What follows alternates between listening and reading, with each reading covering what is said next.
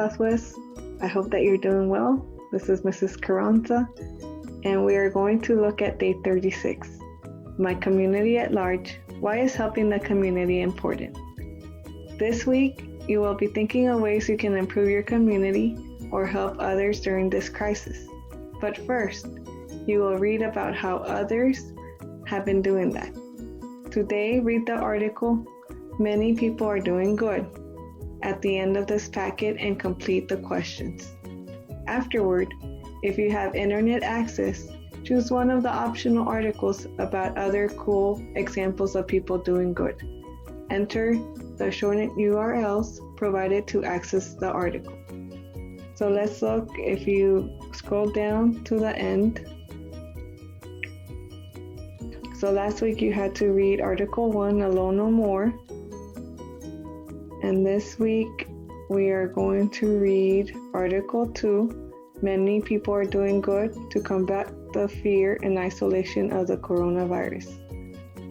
So read each little section and then answer the questions. And if you keep going, this is a little long one. But the good thing is that you only read one article a week. So if you look, there's the two URLs.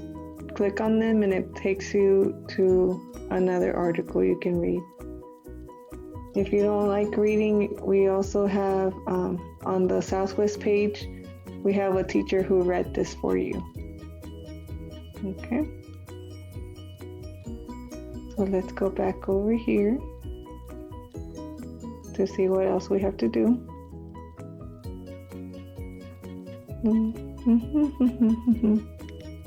Almost there. Okay, so it says, have you ever heard of Pay It Forward? The idea is to do something nice for two people and ask each of them to do something nice for two people. How many people have you helped? Let's look. Have been helped. Let's look. You were at the top of the smiley face. By helping two people, 6 people were affected.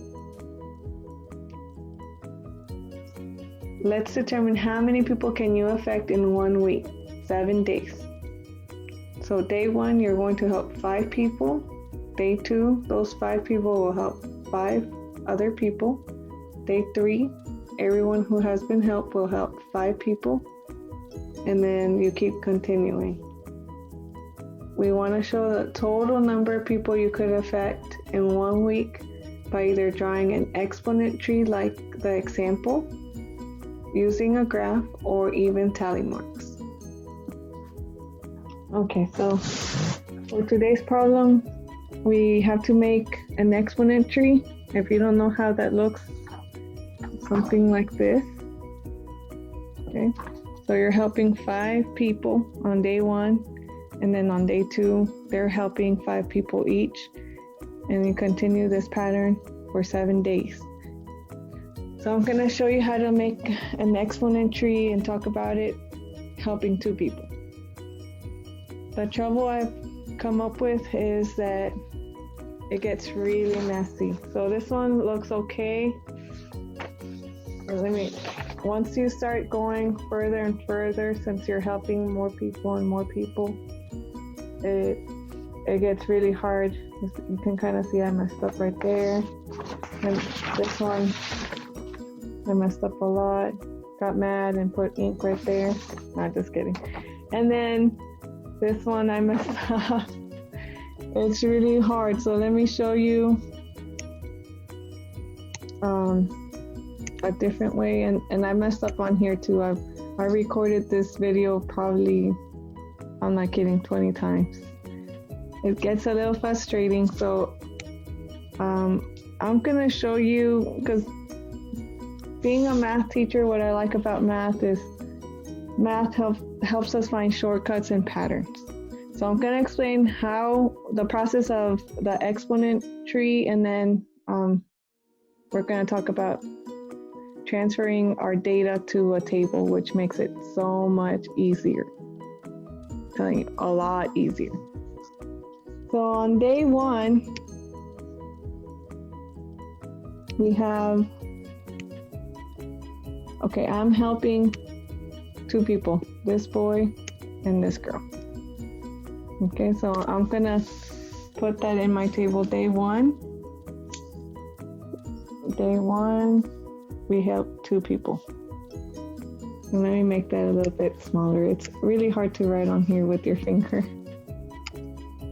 Day 1, 2 people.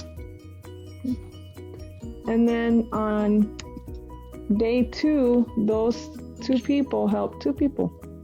So 1, 2, 3, 4. So on day 2, 4 people were helped. Let's continue to day 3. So on day 3, this person helped 2 people, this one helped 2 people, this one helped 2 people, and that one helped 2 people. So 8 people were helped. 1, 2, 3, 4, 5, 6, 7, 8. And then on day 4, this boy helped 2 people, this girl helped 2 people, this boy helped 2, this girl helped 2, this boy helped 2, this girl helped 2, this one helped 2, and this one helped 2. So a total of 2, 4, 6, 8, 10, 12, 14, 16. So do you see how this pattern is growing rapidly?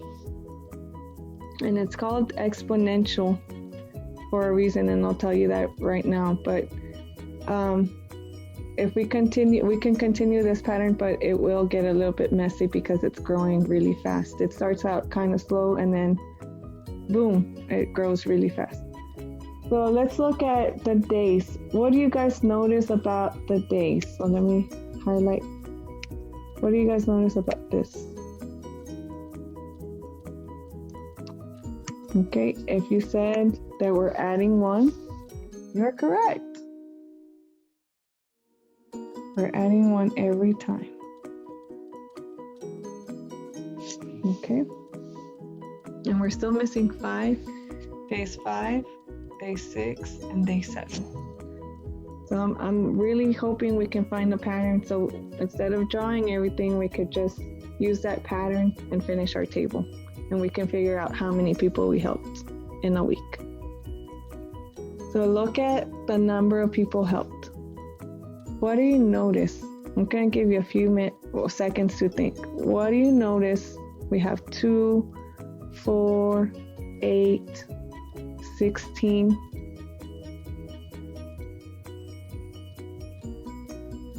If you said we're doubling, you are correct. Doubling is another word for multiplying by 2.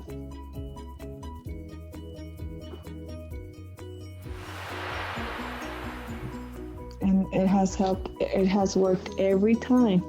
So I can continue this if I do 16 times 2. What is 16 times 2? 32. Very good. Okay. And then we'll do 32 times 2. What is 32 times 2? Yes, 64 is correct. And we find how many people day 7 we helped. So 64 times 2, 128 is correct. Thank you. So we're almost done. We want to see the total number of people helped. So what do you think we're going to have to do? If on the first day we helped 2, on the second day we helped 4, on the third day we helped 8, and so on. What should we do? You got it. We should add all the people helped. So all of these right here. Oops, can't see that. All of these. So when I add 2 plus 4 plus 8 plus 16 plus 32 plus 64 plus 128. And I'm gonna have to get my calculator. So sorry, I had my paper somewhere and I misplaced it. Let me get this. It's really hard to do this on the computer and I'm sorry, I apologize. Okay, so we have 2 plus 4 plus 8 plus 16 plus 32 plus 64 plus 128. How many people were helped? 254.